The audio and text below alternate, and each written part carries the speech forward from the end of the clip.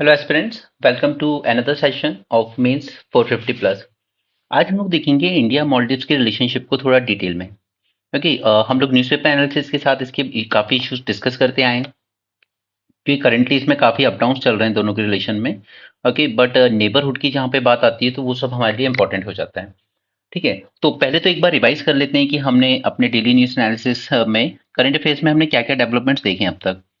First first development हमने देखा about president Mohammad Muizzu कि ये इलेक्शन जीत कर आते हैं और डोमेस्टिक लेवल पे जब इन्होंने इलेक्शन का कैंपेन किया तो इन्होंने क्या चलाया, इंडिया आउट कैंपेन। राइट, इन्होंने ये कैंपेन चलाया, सक्सेसफुल रहा and he won the election. तब इलेक्शन जीत कर आए थे तो फिर उनको अपने कैंपेन को और मेंटेन करना था। ठीक है, तो इंडिया के अगेंस्ट कुछ ना कुछ तो स्टेप्स उनको लेने पड़ेंगे क्योंकि उनके सारे सपोर्टर्स इसी बेसिस पर उन्होंने गेन किए थे। ठीक, तो अभी हम इस पॉइंट पर वापस आएंगे। सेकंड, अभी तक इस तरह का एक आप कह सकते हो ट्रेडिशन सा था कि देखिए सबसे इंपॉर्टेंट नेबर और सबसे पावरफुल नेबर पास में कौन है, ये है मॉलडीव्स। ठीक है, दिस इज इंडिया। राइट, तो हमेशा से एक कस्टम था कि कोई भी प्रेसिडेंट जीतता था तो वो अपनी पहली जो फॉरेन ट्रिप करता था वो हमेशा इंडिया में आती थी। ठीक है, अभी इसका मैं थोड़ा सा आपको हिस्टोरिकल पार्ट भी बताऊंगा जो डेवलपमेंट्स हुए हैं, क्योंकि तभी आप इस चीज को बेटर समझ पाएंगे। तो इनका पहला स्टेप जो होना चाहिए था कि आप इंडिया जा सकते हो, पर नहीं भी जा रहे हो तो we don't mind, okay don't come. But ये जानबूझकर गए टर्की। ओके, अब टर्की से क्या प्रॉब्लम है हमें। ठीक है, टर्की से प्रॉब्लम ये है कि वो अपना जो आप कह सकते हो इन्फ्लुएंस है, अपना स्फीयर ऑफ इन्फ्लुएंस है, उसको ब्रॉड करके वो कहीं ना कहीं सब कॉन्टिनेंट कंट्रीज की तरफ एक्सपैंड कर रहा है। राइट, मैंने आपको बताया था पाकिस्तान की जब बात आती है तो टर्की इज द कंट्री जो कश्मीर इशू पर टोटली पाकिस्तान के सपोर्ट में रहता है।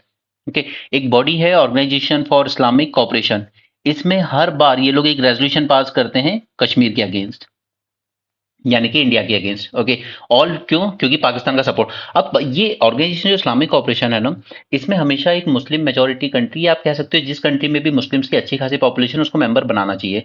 No, India India is the third largest country with Muslim population. Right, तो उस हिसाब से तो इंडिया को इसका मेंबर बनना चाहिए और हमने कोशिश भी की है कई बार। एक बार स्पेशल इन्वाइटी भी बन के गए थे जब सुषमा स्वराज जी अपनी फॉरेन मिनिस्टर थी। ठीक है, लेकिन पाकिस्तान ने हमेशा इसमें प्रॉब्लम क्रिएट की है इंडिया के लिए कि वो इंश्योर किया कि इंडिया इसका मेंबर ना बन पाए पहली बार, और दूसरा हर साल वो इस ऑर्गेनाइजेशन में की जब भी मीटिंग होती है तो कश्मीर के इशू को रेज करता है। क्लियर। नाउ, दूसरा टर्की का इशू है सऊदी अरेबिया एंड यूएई, क्योंकि सऊदी अरेबिया अपने आप को रीजनल हैवीवेट मानता है वहां पर वेस्ट एशिया में। ठीक है, लेकिन कहीं ना कहीं टर्की इसको काउंटर करना चाहता है। ओके, दिस सऊदी अरेबिया को, तो सऊदी अरेबिया भी इस चीज को ज्यादा अप्रिशिएट नहीं करता कि टर्की अपना इन्फ्लुएंस बढ़ाता जा रहा है। तो अब टर्की जिसका हमेशा एंटी इंडिया स्टांस रहा, जब इन्होंने अपनी फर्स्ट फॉरेन विजिट के लिए टर्की को चुना, ये फर्स्ट फॉरेन विजिट के लिए मुइजू ने, क्योंकि तो वो एक मैसेज था इंडिया के लिए कि एंटी इंडिया सेंटिमेंट्स बढ़ रहे हैं हमारे मॉलडीव्स में। ठीक है, फिर सेकंड फॉरेन विजिट के लिए इन्होंने चुन लिया चाइना को। Okay, this was the issue. Third point, अब यहां पर भी इनको शांति नहीं मिली, तो इसके बाद क्या हुआ कि हमारे प्राइम मिनिस्टर गए थे लक्षद्वीप। ठीक, वहां पर उन्होंने कुछ वीडियो फुटेज वगैरह डाले।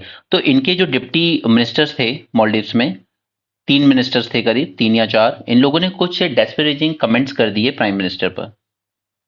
ओके, थोड़े से इंसल्टिंग कमेंट उन्होंने इस तरह की बातें कर दी कि आप कितना भी कोशिश कर लीजिए, आपका ये जो एरिया है आपका लक्षद्वीप, ठीक है, वो कभी मालदीव को कॉम्पीट नहीं कर सकता in terms of facility, infrastructure and tourism. Okay, तो वो कमेंट से जो रिलेशनशिप थी वो और ज्यादा डाउनहिल चली गई। क्लियर।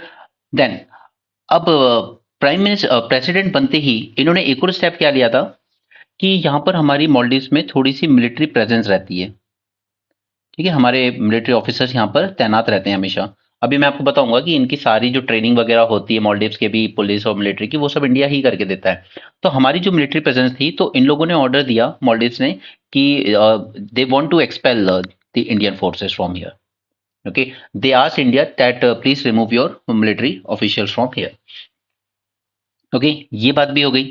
देन फिफ्थ, अब इतना भी करना काफी नहीं था, तो अब नेक्स्ट लेवल पे इन्होंने क्या किया कि हम लोग की एक एनएसए लेवल की, नेशनल सिक्योरिटी एडवाइजर लेवल की एक कॉन्फ्रेंस होती है जिसे कहा जाता है कोलंबो सिक्योरिटी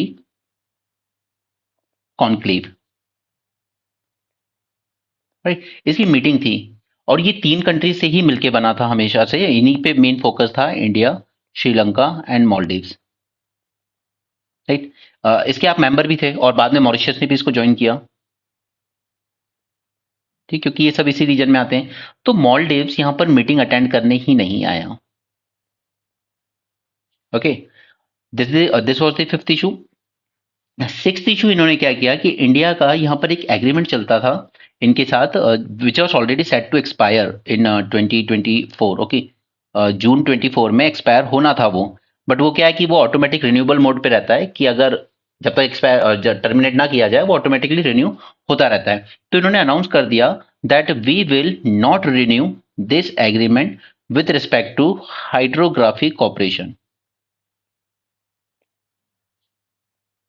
हाइड्रोग्राफी कॉर्पोरेशन, ठीक है। इसको साइन किया गया था 2019 में, ठीक है। यहाँ पे क्या करते थे, हमारे जो शिप्स होते हैं इंडिया के नेवल शिप्स वगैरह, वो सर्वे करते थे पूरे टेरिटोरियल वाटर्स का मालदीव्स के। ये जो आप व्हाइट में पूरा एरिया देख रहे हो ना, ठीक है, ये जो टेरिटोरियल वाटर है इसका अप टू 12 नॉटिकल माइल्स, उसका सर्वे करता था इंडियन शिप्स वगैरह, ओके, ताकि अंडर वाटर सरफेस को मैप किया जाए, वहाँ की जो कोरल रीफ्स वगैरह हैं उनको स्टडी किया जाए, लगून्स को स्टडी किया जाए, ठीक है, कोस्ट लाइन और अदर जो भी फिजिकल फीचर्स हैं उन सबकी स्टडी की जाती थी। ओके, तो इसने ये भी बंद करवा दिया। बट प्रॉब्लम है कि इसी तरह का हाइड्रोग्राफिक सर्वे इसने जो कॉर्पोरेशन ये चाइना के साथ भी करता है उसको इसने बंद नहीं करवाया, ठीक है, वो अभी तक चल रहा है। अब चाइना क्या करता है कि in the name of hydrographic survey वो क्या करता है, यहाँ का ये पूरा जो इंडियन ओशन रीजन है ना, ये पूरा, ठीक है, इस पूरे की मैपिंग करता रहता है, ठीक है। वो अच्छे से देखता है क्या कि कौन सी इंडिया की सबमरीन्स वगैरह कहाँ ट्रैवल कर रही हैं, ठीक है, इंडिया ने क्या क्या यहाँ पे सेटअप किया हुआ है। मतलब वो आप कह सकते हो कि एक वर्चुअल पूरी रियलिटी क्रिएट करके रखता है इंडियन ओशन रीजन की, कि कल को अगर वॉर होती है इंडिया के साथ तो मुझे इनके कहाँ कहाँ के एसेट्स को किस तरीके से टारगेट करना है, ठीक है, इनकी किस कौन सी शिप्स हैं, कितनी इनकी स्पीड है, ये कितना डीप जाते हैं, ओके, ये सब वो स्टडी करता है in the name of hydrography survey, ठीक है। मतलब आप कह सकते हो कि सिविलियन पर्पस दिखा रहा है बट असली मोटिव जो या जो तैयारी वो कर रहा है वो मिलिट्री की कर रहा है, ओके। तो इसने ये भी रिन्यू करने से मना कर दिया। इसके अलावा मैंने आपको पॉइंट 1 दिखाया था, ये जो इंडिया आउट कैंपेन है। तो देखिए यहाँ पर ना एक तो दो चीजें हो रही हैं। पहला कि चाइना यहाँ पर सोशल और इकोनॉमिकली इसको उकसा रहा है, ठीक है, और रिलीजियसली पाकिस्तान और टर्की इसको उकसा रहे हैं, ये पाकिस्तान एंड टर्की, ठीक है। तो ये सारे एंटी इंडिया सेंटिमेंट्स इस वजह से बिल्डअप किए जा रहे हैं। और इंडिया का कंसर्न, मेन जो कंसर्न है ना, वो मेन कंसर्न है कि यहाँ पर रिलीजियस एक्सट्रीमिज्म बढ़ता जा रहा है, ठीक है। आप रिलीजियस एक्सट्रीमिज्म कह लीजिए उसको, या ये कह लीजिए कि रेडिकलाइजेशन ऑफ यूथ बढ़ता जा रहा है, okay. This is our main worry, right. तो चलिए, आई होप कि आपको यहाँ तक के ये सारे पॉइंट्स समझ आए। ये सब आपका करंट अफेयर था पिछले जो 1-2 हफ्तों से, ये 5-6 इशू जो चल रहे हैं वो सब हमने यहाँ पर देख लिए, ठीक है। अब मैं आपको लेके चलता हूँ इसकी थोड़ी सी हिस्ट्री में। सी लेक्चर लंबा हो जाता है क्योंकि हम लोग सामने ही लिखते हैं, बट ट्रस्ट मी, जो भी आप पढ़ाई वगैरह करते हो ना, पीडीएफ फॉर्मेट में नहीं होगी वो कभी। अगर मैं यहाँ पे सारे पॉइंट्स पहले से लिख के आ जाऊँ, बस हाईलाइट करता रहूँ, आपको बताता रहूँ, नहीं कर पाओगे, ठीक है। क्लासरूम जैसी वाली फील नहीं आएगी। तो पढ़ाई तो इसी तरीके से होती है, ठीक है। तो अगर आपको लगता है कि आपका टाइम इसमें ज़्यादा जा रहा है तो आप अवॉइड कर सकते हैं देखना, बट ट्रस्ट मी, आप जो इसके थ्रू गेन करेंगे ना, वो आप वैसे पीडीएफ और इन सब के थ्रू गेन नहीं कर सकते, ओके। और मैं आपको हमेशा एम्फेसाइज करता हूँ कि आप अपने हैंड रिटन नोट्स बनाएंगे, ताकि देखिए ऐसा तो नहीं है कि करंट में ये 6-7 चीजें चल रही तो यही रहेंगी जब तक आप मेंस दोगे, और भी डेवलपमेंट्स होंगी। अब वो आप अपने अपने खुद से ऐड करते चलोगे करंट अफेयर में, जैसे जैसे आती रहेंगी आगे चल के, राइट। ओवर द ईयर मैं डिस्कशन आपके साथ करता ही हूँ इसमें, न्यूज़पेपर में, वहीं से मैं आपको बताता रहता हूँ कि किस चीज़ को कहाँ ऐड करना है, ठीक है। आपको सिर्फ कंसिस्टेंट रहना है अपने मेंस तक, तो आप खुद देखोगे आपके अंदर कितना इंप्रूवमेंट आता है, ठीक है। बाकी ब्रेनस्टॉर्मिंग सीरीज हम लोग कंटिन्यू रखेंगे, बिल्कुल रखेंगे, क्योंकि जब आप महीनों तक इस तरह की चीजें प्रैक्टिस करोगे ना, तो आप देखोगे अल्टीमेटली कि आप मेंस में आंसर राइटिंग कितना इजीली टैकल कर पाओगे। Answer writing is not something यार जो आपको कोई सिखा देगा लास्ट में। अगर आप सोचो कि मैं मेंस की टेस्ट सीरीज लगा लूंगा या कोई कोर्स ज्वाइन कर लूंगा टीचर का, उससे मैं सीख दूंगा, नहीं, वो आप अपनी प्रैक्टिस से ही सीखोगे। और वो महीनों लेगी वो practice. It's not a matter of 1 month और 2 month. Okay, it takes time. तो ब्रेनस्टॉर्मिंग सेशन को थोड़ा अच्छे से फॉलो कीजिए। अब देखिए यहाँ हमारी इनके साथ जो रिलेशनशिप इवॉल्व हुई ना, उसके कई रीजन थे। जैसे जियो पॉलिटिकल रीजन थे, और एक इकोनॉमिक रीजन। इकोनॉमिक रीजन उसकी तरफ से ज्यादा है क्योंकि उस वो लगभग हर बेसिक चीज के लिए भी इंडिया पर डिपेंडेंट है। उसी तरीके से स्ट्रैटेजिक रीजन भी थे, ठीक है, जो कि हमारा कंसर्न है, क्योंकि अब देखिए इंडिया से कितना करीब है ये, ठीक है, ये हमारे लक्षद्वीप से इतना करीब है, जस्ट फ्यू नॉटिकल माइल्स, ठीक है। उस तरीके से कोची से भी काफी करीब है, ठीक। तो इंडिया का सिक्योरिटी और स्ट्रेटेजिक पर्पस था इनके साथ रिलेशनशिप अच्छे से मेंटेन करना। तो एक बार क्विकली रिवाइंड कर लेते हैं कि इनके साथ रिलेशन किस तरीके से डेवलप हुए। तो सी 1965 में, इन 1965 it got independence from Britain, ठीक है, ये इंडिपेंडेंस हो गया, ठीक है, फ्रॉम ब्रिटेन इन 1965, ठीक है। और इंडिया ने इसको सबसे पहले रिकग्नाइज किया कि हाँ आप एक इंडिपेंडेंट कंट्री हो और आपके साथ हम लोग डिप्लोमेटिक रिलेशन एस्टैब्लिश करते हैं। क्लियर। इसके बाद 1979 में, 1979 में हमने इनके साथ एक maritime maritime boundary agreement sign किया, ठीक है, जिससे हमने रिकग्नाइज किया कि ये यहाँ तक का टेरिटोरियल वाटर आपका है और यहाँ तक का जो वाटर है वो हमारा है, ठीक है, ये जो आप मैप में देख रहे हो,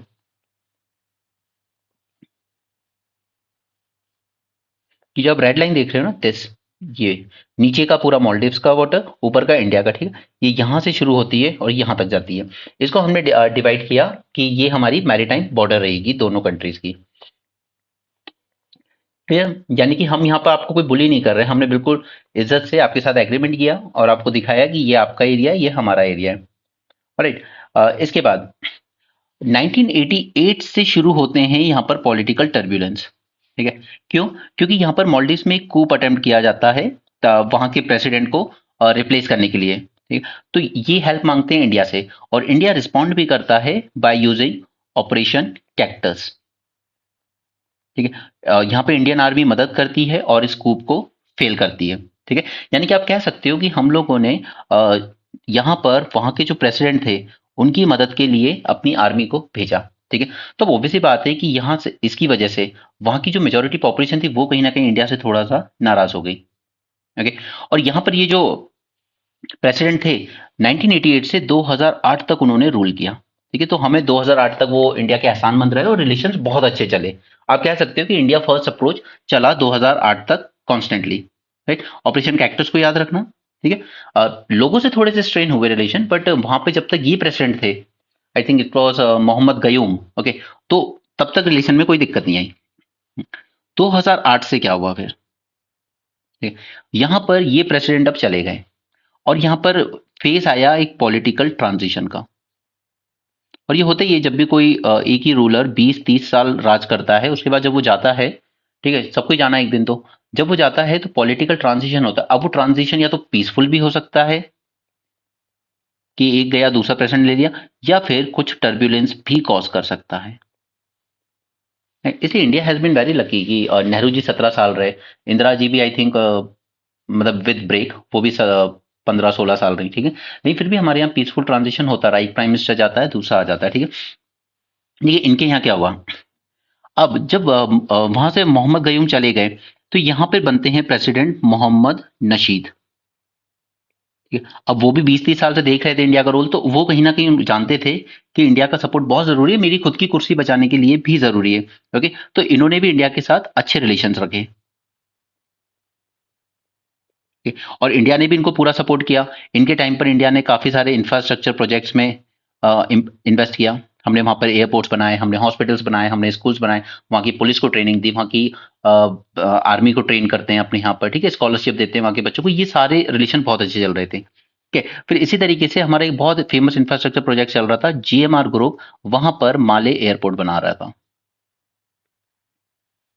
ठीक है, सब कुछ ठीक चल रहा था। अब जब इनके 5 साल हुए और 2013 में यहाँ पर नए प्रेसिडेंट आ जाते हैं, अब्दुल्ला यमीन, ऑलराइट। अब इनका एक पर्सनल टिल्ट रहता है थोड़ा सा चाइना की तरफ। अब याद कीजिए 2013 वही फेस है जब चाइना ने शुरुआत कर दी थी अपने बेल्ट एंड रोड इनिशिएटिव के लिए। भर भर के पैसा, इन्वेस्टमेंट, इंफ्रास्ट्रक्चर डेवलपमेंट ये सब करने लगा था वो आसपास की कंट्रीज में। ठीक है, तो इनका टिल्ट थोड़ा सा चाइना की तरफ चला गया।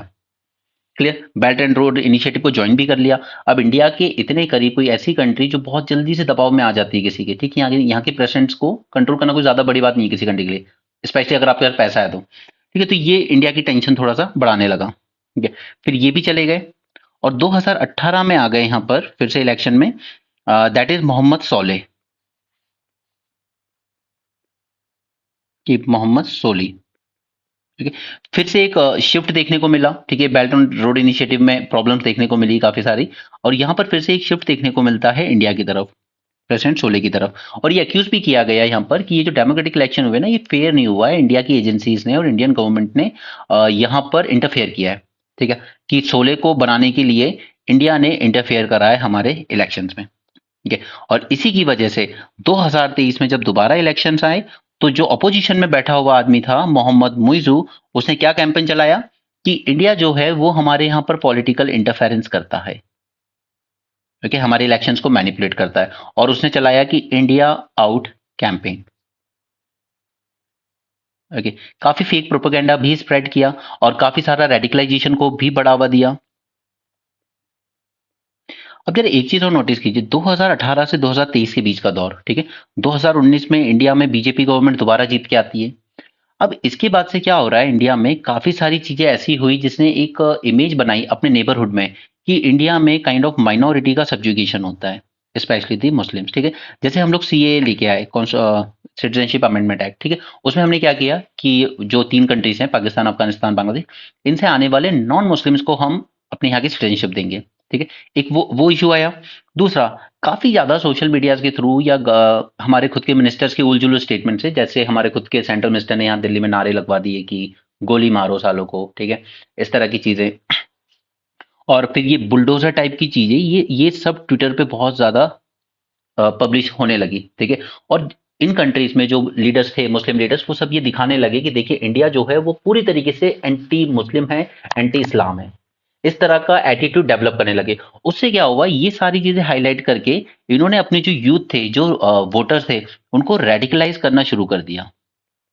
ठीक है, और उसी रेडिकलाइजेशन की वजह से इनका जो इंडिया आउट कैंपेन था वो काफी सक्सेसफुल रहा वहां पर, और finally he won the election. Clear, यहां तक की पूरी हिस्ट्री समझ में आ गई। ओके, तो अभी तक की पिक्चर ये है पूरी। राइट, अब हम लोग चलते हैं कि आखिर सिग्निफिकेंस क्या है दोनों कंट्रीज के एक दूसरे के लिए।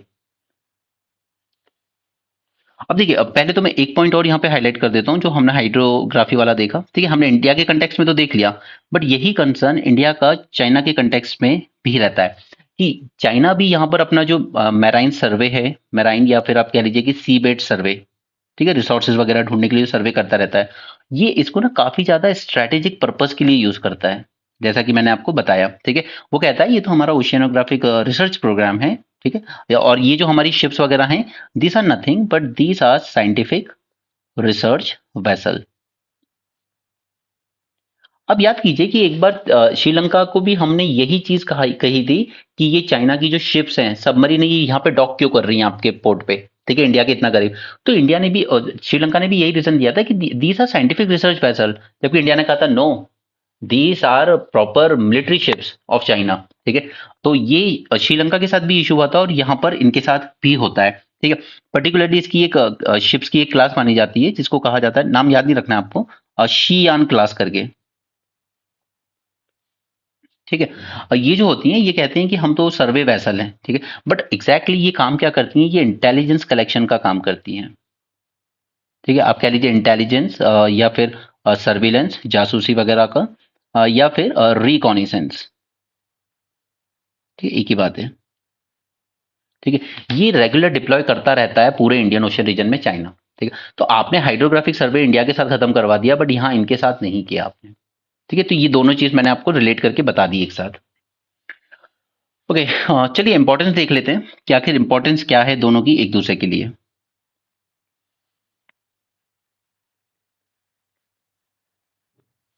इंपॉर्टेंस,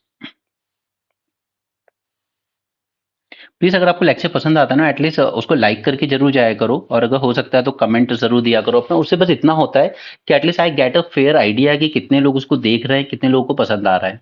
ओके, क्योंकि सिर्फ नंबर ऑफ व्यूज से ये समझ में नहीं आता है एग्जैक्टली कि कितने लोगों को वो लेक्चर पसंद आ रहा है या कितने उस वीडियो को पूरा भी देख रहे हैं। राइट, सो प्लीज आप अपना कमेंट और लाइक जरूर देके जाया कीजिए।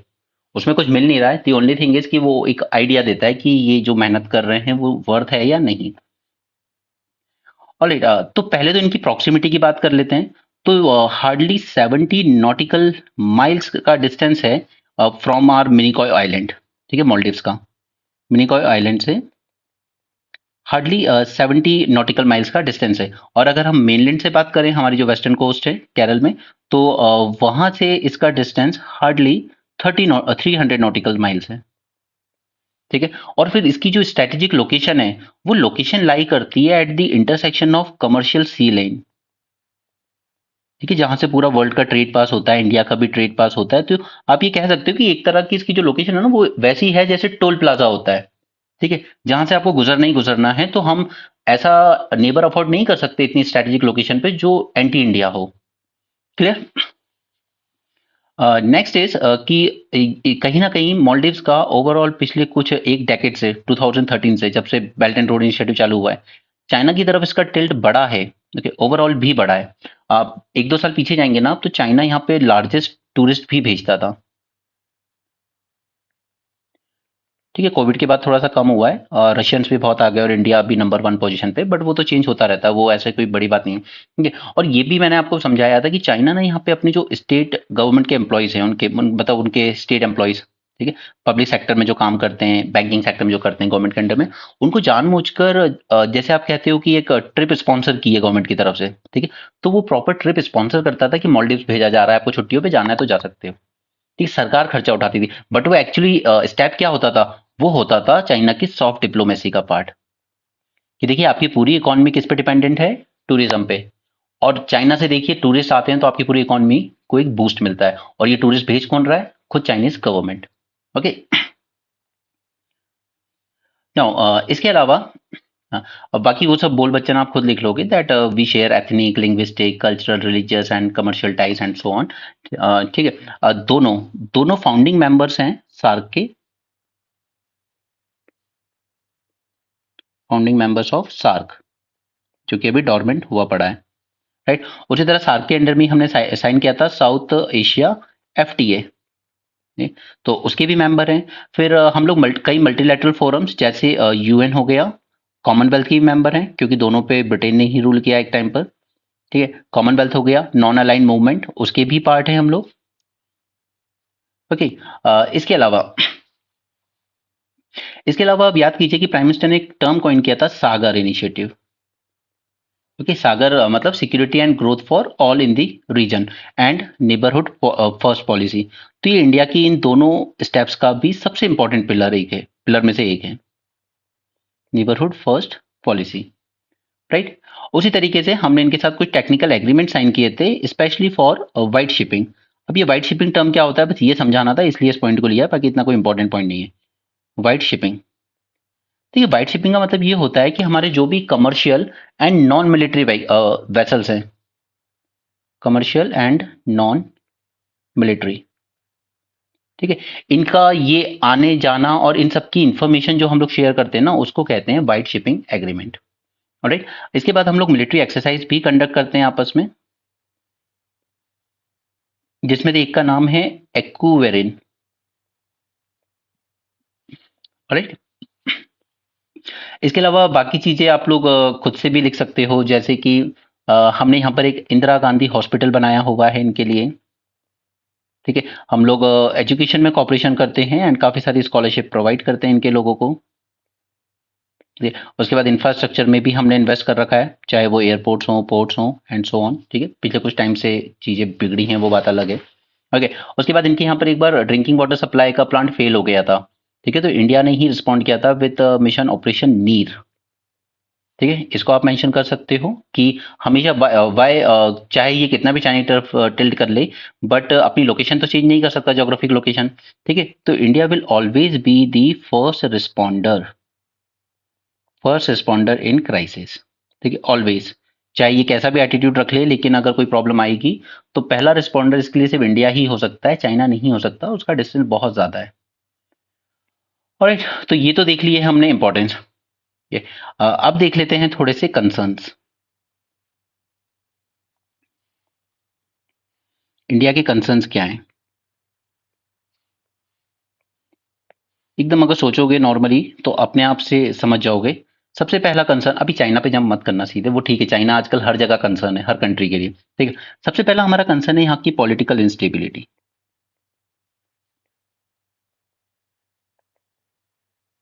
ठीक है। Political instability specially specially with respect to foreign policy. इनकी फॉरेन पॉलिसी में कंसिस्टेंसी नहीं है, ठीक है। एक प्रेसिडेंट आएगा, उसका टिल्ट पूरी तरीके से इंडिया की तरफ हो जाता है, ठीक है। एक प्रेसिडेंट आता है, उसका टिल्ट पूरी तरीके से चाइना की तरफ हो जाता है, राइट। तो कहीं ना कहीं स्टेबिलिटी नहीं है इनकी इनकी फॉरेन पॉलिसी में। फिर बात आप कर सकते हो चाइना की इंक्रीजिंग इन्फ्लुएंस की, राइट। जैसे सबसे बड़ा issue belt and road initiative ही है, ठीक है। इसने काफी सारा इतना इंफ्रास्ट्रक्चर इन्वेस्टमेंट कर रखा है कि ये भी अल्टीमेटली डेट ट्रैप में फंसी जाना है, जैसे श्रीलंका फंसा है, पाकिस्तान फंसा है, ठीक है। दूसरा कि चाइना चाइना अपनी जो फुटप्रिंट्स है वो बहुत ज्यादा बढ़ा रहा है, specially with respect to this Indian Ocean region, ठीक है। चाहे वो श्रीलंका हो, मालदीव्स हो, वो इन सब के साथ अपने एंगेजमेंट को बढ़ाया जा रहा है। मतलब आप कह सकते हो कि इंडिया का जो इंसर्कलमेंट है वो बहुत तेजी से बढ़ रहा है। ओके, नेक्स्ट कंसर्न हमारा है यहाँ पर टेररिज्म एंड रेडिकलाइजेशन को लेकर, ठीक है। यहाँ की यूथ का जो रेडिकलाइजेशन हो रहा है वो प्रॉब्लम क्रिएट कर रहा है इंडिया के लिए काफी ज्यादा। ओके, तो ये तीन हमारे बहुत मेजर कंसर्न्स हैं।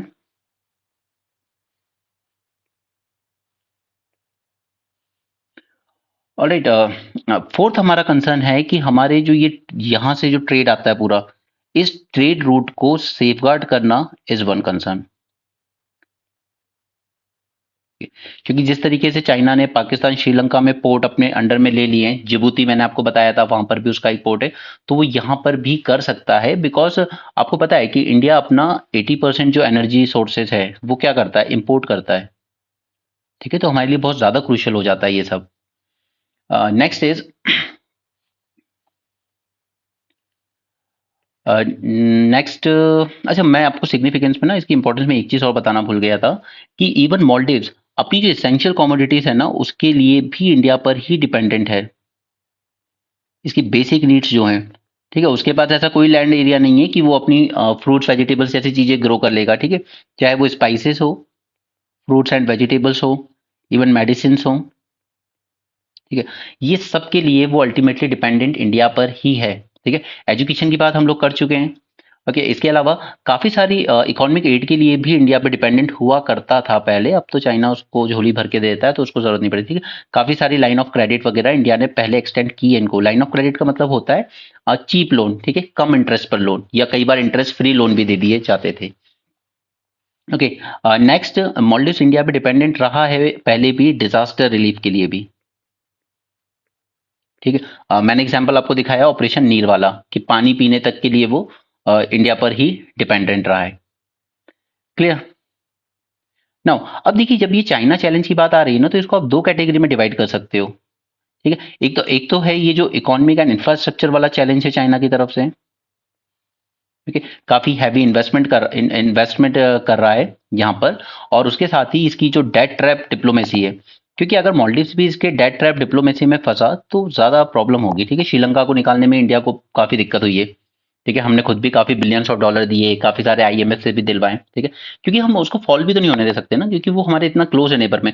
तो वही अगर ये भी डेट ट्रैप डिप्लोमेसी में फंसा तो प्रॉब्लम इंडिया को ही होगी, ठीक है।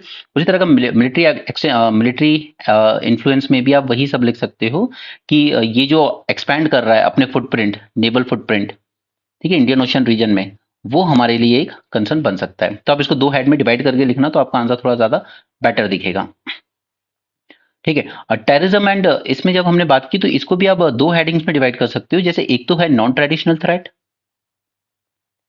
नॉन ट्रेडिशनल, और दूसरा है जो न्यू थ्रेट्स आए जिसमें मैंने आपको बताया एक्सट्रीमिज्म एंड रेडिकलाइजेशन,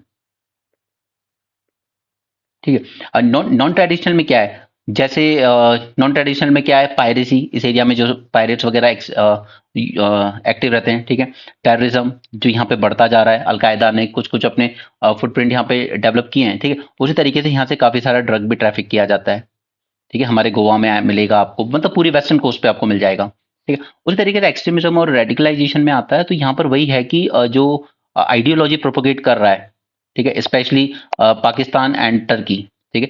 तो ये इसको काउंटर करने की भी जरूरत है, और इसको काउंटर करने का एक ही तरीका है, एंगेज करना, ठीक है। Diplomatic engagement and people to people engagement. तो ये जो चला रहे हैं बॉयकॉट मॉलडीव्स, ये ठीक नहीं है, ठीक है। क्योंकि अगर आप किसी से बात ही बंद कर दोगे, यार वो प्रेसिडेंट आज जीत के आया, हो सकता है अगली बार हार जाए, ठीक है, वो चीजें बदलती रहती हैं।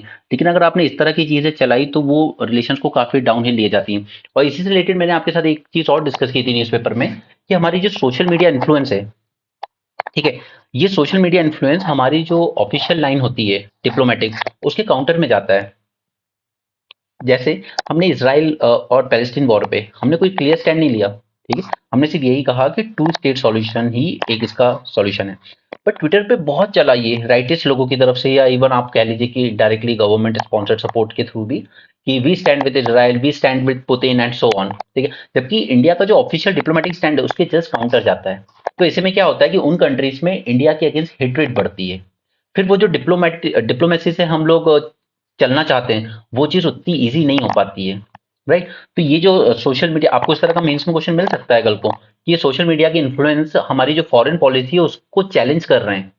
हम फॉरेन पॉलिसी में कुछ और स्टैंड लेना चाहते हैं, न्यूट्रल स्टांस रखना चाहते हैं, बट ये सोशल मीडिया पे चीजें ऐसी प्रोपोगेट होती हैं कि नहीं नहीं, देखिए इंडिया की जो पूरी पब्लिक है, इंडिया का स्टैंड देखिए कि इंडिया पूरी तरीके से इसराइल के साथ खड़ा है, या इंडिया पूरी तरीके से पुतिन के साथ खड़ा है, जबकि ये दो कमजोर देशों के लोग मर रहे हैं, राइट।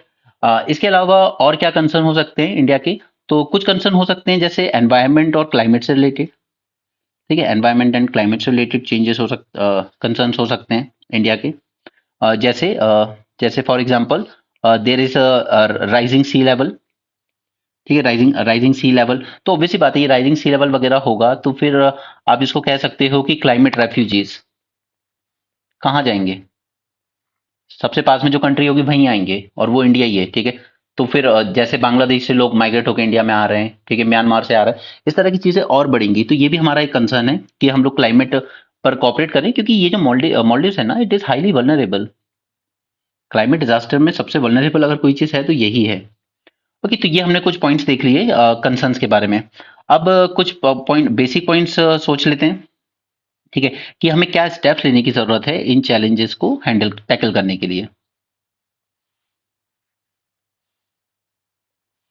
ओके, देखिए सबसे पहला तो है कि जो कम्युनिकेशन है वो बने रहना चाहिए, ठीक है। डिप्लोमेटिक डिप्लोमेटिक कम्युनिकेशन या टॉक्स आप कह सकते हो कि हर लेवल पर इट शुड गो ऑन, ठीक है। और हमें इस तरह की चीजों से बचना चाहिए, ये जो एक जो आप सोशल मीडिया पे चलाते रहते हैं लोग, boycott Maldives and all this, ठीक है। हमें वैसा परसेप्शन क्रिएट नहीं करना है कि इंडिया में हेट्रेड है। हमें इंडिया से कोई हेट्रेड नहीं है, क्योंकि प्रेसिडेंट वगैरह तो बदलते रहते हैं हर कंट्री में, राइट। तो उस तरह का एटीट्यूड नहीं रखना है। Then both should focus on common interest, ठीक है। ये तो क्या है, अंदर के कमरों में बैठ के बात होने वाली चीजें हैं कि आपने इंडिया आउट कैंपेन यूज करा, ठीक है। इलेक्शन जीतने के लिए लोग सब कुछ करते हैं, उसे प्रेसिडेंट बनना था, उसने चलाया, वहां पे एक्सेप्टेबल हो गया। बट कॉमन इंटरेस्ट पे फोकस करना चाहिए उसके बाद भी, जैसे कि मैरीटाइम सिक्योरिटी हो उस पूरे रीजन में, ठीक है। पायरेट्स आपको भी प्रॉब्लम क्रिएट करेंगे और हमें भी करते हैं, ठीक है। मैरीटाइम सिक्योरिटी होनी चाहिए। क्लाइमेट चेंज पे कॉपरेट कर सकते हैं, टेररिज्म पे कॉपरेट कर सकते हैं, क्योंकि आज आप प्रेजेंट हो वहां, अगर अलकायदा के फुटप्रिंट इस तरह बढ़ते रहे तो कल को आपका भी वही हाल होगा जो अफगानिस्तान में तालिबान ने किया, राइट। तो इस तरह की चीजों पे ध्यान रखना चाहिए। और एट द सेम टाइम दोनों को ये भी इंश्योर करना चाहिए कि एक दूसरे की सॉवरेनिटी में नॉन इंटरफेरेंस अप्रोच हो, ठीक है। हमें कोई फर्क नहीं पड़ रहा आपके यहाँ इलेक्शन में कौन जीतता है, कब जीतता है, ठीक है। हमारा जो फॉरेन पॉलिसी है उसमें कंटिन्यूटी बनी रहेगी, ओके। हम आपको आपकी इंटरनल सिक्योरिटी में भी कोऑपरेट करेंगे, और हम आपको आपकी एक्सटर्नल सिक्योरिटी में भी कोऑपरेट करेंगे, राइट। इसके अलावा बाकी वही सब चीज़ें लिख सकते हो कि इकोनॉमिक कोऑपरेशन होना चाहिए, इकोनॉमिक एंड ट्रेड कोऑपरेशन, क्योंकि अल्टीमेटली मॉलडीव्स अपनी बेसिक नीड के लिए भी तो इंडिया पर ही डिपेंड है ना। तो बिना इकोनॉमिक कोऑपरेशन के वो नहीं सर्वाइव कर सकता इंडिया के बिना, राइट। तो ये कुछ स्टेप्स हैं जो लिए जा सकते हैं। ये कंसर्न्स एड्रेस कर लिए हमने इंपॉर्टेंस जान ली एक दूसरे के लिए। ओके, हमने इवोल्यूशन ऑफ पार्टनरशिप देख लिया, और मोस्ट इंपॉर्टेंटली हमने ये देख लिया कि करंट में ये जो कितने इशू देखे हमने, 6-7 इशू देखे ना। ठीक है, तो ये हमारे लिए काफी है। ठीक है, बट अगेन एम्फेसाइजिंग यू कि प्लीज अपने हैंड रिटन नोट्स बनाइएगा, A4 साइज शीट में बनाइएगा, क्योंकि अल्टीमेटली यही चीजें हैं जो आप फटाफट रिवाइज कर सकते हो। खुद का हैंड रिटन आप जल्दी रिवाइज भी कर सकते हो और बेटर तरीके से समझ भी सकते हो। पीडीएफ वगैरह पे रिलाय मत करना कि मैं हाईलाइट कर लूंगा इससे बन जाएगा। They are just a reference material, वहां से आपसे अपने पॉइंट्स पिक कर सकते हो। जैसे मैंने आपको इंडिया मॉडल समझा दिया, अब आप आगे चल के चाहे किसी भी कोचिंग की मैगजीन से पढ़ो, अगर आपको वहां पर कोई नया पॉइंट मिलता है या कोई नया इशू डेवलप होता है, उसको इसी में ऐड कर लो पॉइंट को। ठीक है, and keep on revising. Okay, that should be your approach for UPSC preparation. Okay, don't just run behind the materials. Okay, so that's it for this session, and again reminding कि हमारा prelims का revision course चल रहा है।